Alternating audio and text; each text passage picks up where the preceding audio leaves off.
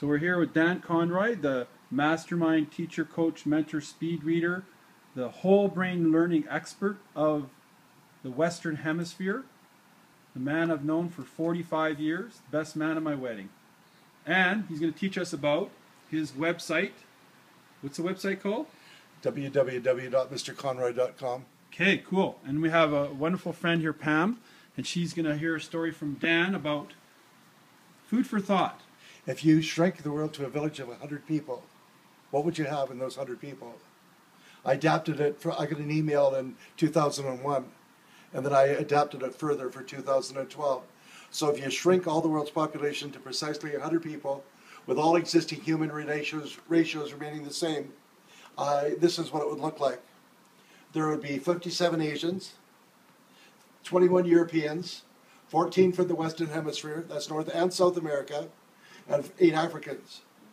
So you can see if you shrunk it to 100 people, the Asians would predominate the whole world.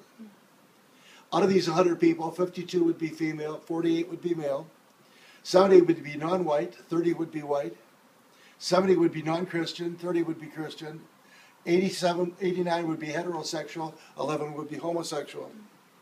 In addition, 6 people would possess 59% of the world's entire wealth, and all six would be from the United States.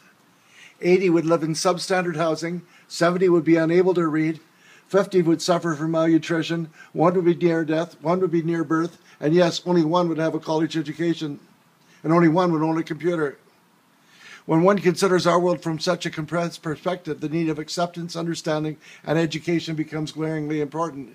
So ponder these things.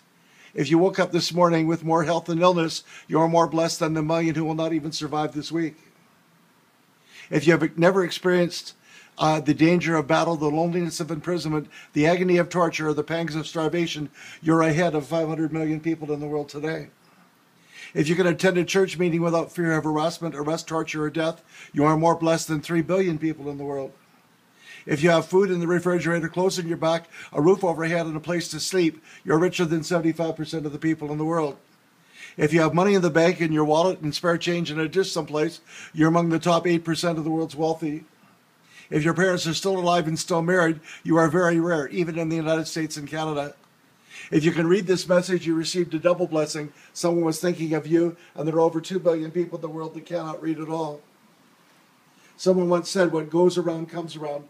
So work like you don't need the money, live like you've never been hurt, dance like nobody's watching, sing like nobody's listening, live like it's heaven on earth. Isn't that any message? Okay. The Western nations form approximately 20% of the world's population. They cannot keep on consuming 80% of the goods and services produced without alienating 80% of people of the world. That's, I think, was such a neat article. Now, you